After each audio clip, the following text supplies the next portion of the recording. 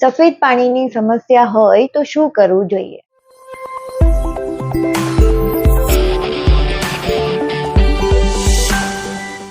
આજકાલ ઘણી મહિલાઓ અને દીકરીઓને વ્હાઇટ ડિસ્ચાર્જની કમ્પ્લેન જોવા મળે છે.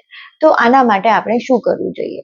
આપણા શરીરમાં નોર્મલ હોર્મોનલ ચેન્જીસના લીધે અને સ્ત્રીઓમાં સ્ત્રી બીજ છૂટું પડવાને લીધે સફેદ પાણી પડે છે.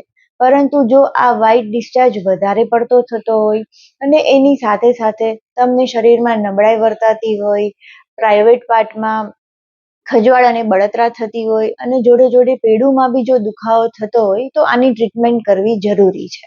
અને એ વારંવાર ના થાય તો એના માટે આપણે શું કરવું જોઈએ? તો એના માટે આપણે દિવસમાં 3 થી 4 લીટર જેટલું પાણી પીવું જોઈએ. અંડરગાર્મેન્ટ્સ આપણે કોટનના યુઝ કરવા જોઈએ. વધારે પડતા ટાઈટ કપડાં ના પહેરવા જોઈએ.